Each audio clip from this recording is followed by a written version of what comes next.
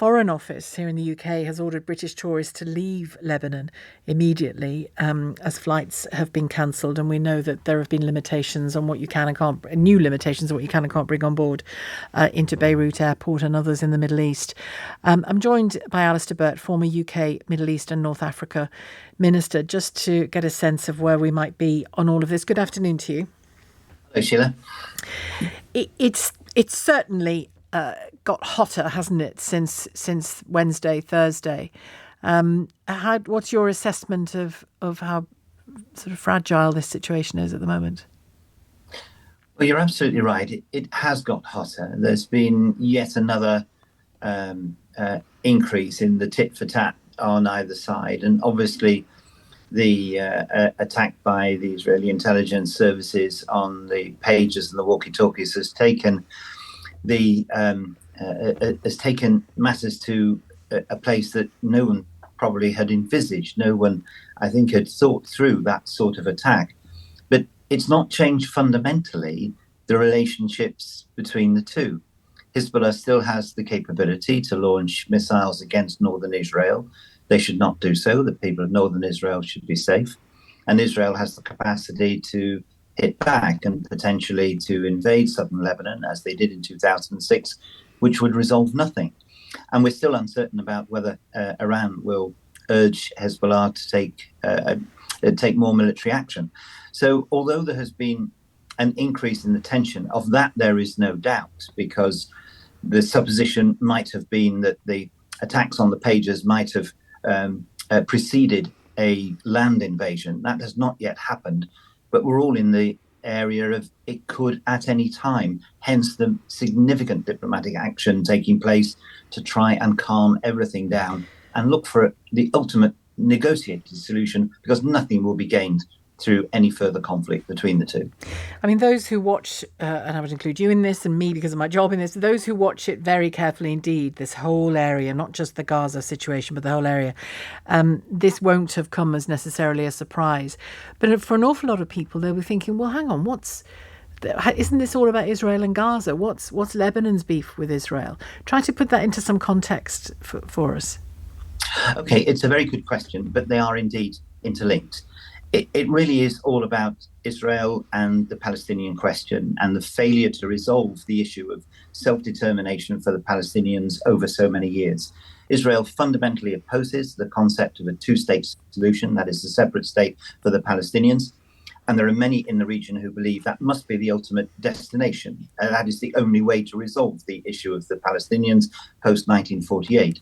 And various groups have set up in order to press the case for the Palestinians, some politically and some through violence, like Hamas.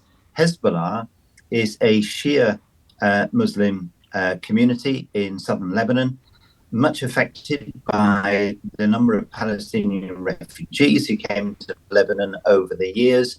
There is a very delicate religious balance in Lebanon, and Hezbollah and the Shia believe that if there is a resolution to the Israeli issue, then the Palestinians will leave Lebanon, they will go to their own land, and Lebanon will be eased. And but the hatred for Israel now dominates. Runs deep, yeah. And it's if I can chip in as well and say, am I right in it's fair to say, is it that governance in Lebanon for certainly 10, maybe more years than that, has been incredibly unstable? That is right. The power in Lebanon is Hezbollah. It's the largest community group. It has members of parliament.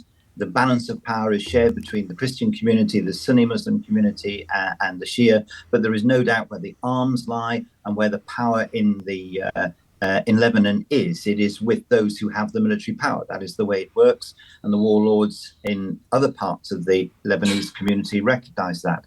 But the direction of it towards Israel is in support of the Palestinian cause. And I think what I feel very strongly now is we've reached a stage where none of those with extreme views are likely to succeed. Those in Israel who do not believe in a two-state solution, who want to see, in fact, Israel expand and annex the West Bank, must be dissuaded that that is the answer. Equally, those who see the extinction of Israel as the long-term goal, it's not going to happen. Israel is not going to go anywhere, nor are the Palestinians. And that's been the case for decades. Accordingly, it is now time to end this conflict by resolving it on the basis of those two extremes no longer being the answer. So there must be an answer which includes Palestinian self-determination, an end to the occupation, and a resolution of the issue between northern Israel and Lebanon, as well as Gaza. And in all of the commentary I've read and listened Easier to, said than done. oh, of course, easier, because if it was easy to do, I think it would have been done.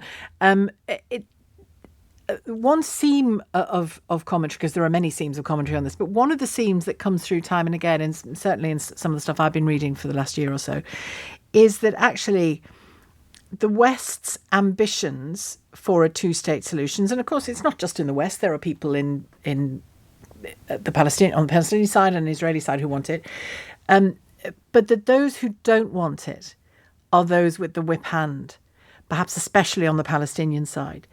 And that actually the conversation you and I might have about a two-state solution and how elegant and peaceful it would all be if only it could happen is wishful thinking on the West's part.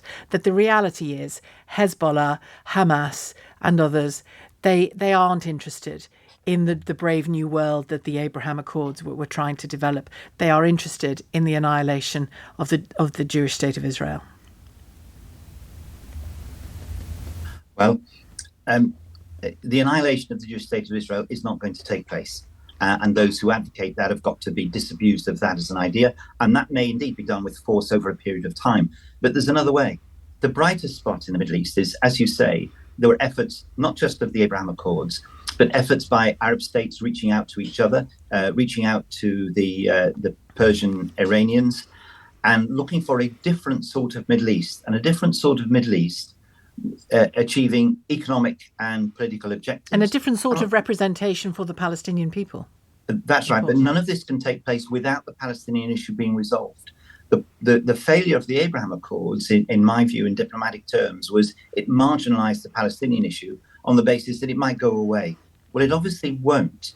And accordingly, taking that into the equation, and those states around Israel wanting to see an economy and a Middle East which includes Israel, are now making very clear, as the Saudis have made clear to Israel, there is a future of normalization with Israel, but the price has changed and your attitude to the Palestinians has to change. Now, if there are people who will continue to believe in the extremes, then they should not get international support. But that may change if there is a change in the fundamental equation about the determination of the Palestinians. And then ask the Palestinian people what they want out of their government. And that's what they want. They want elections. I don't think they want Hamas or Hezbollah to represent them. But so long as there is a cause there, it will attract support. And that's got to end. And the Arab and the Muslim community have got to play their part in that, as well as the West playing their part with Israel and others. Thank you very much indeed, Alistair Burt, former UK Middle East and North Africa Minister. Many thanks.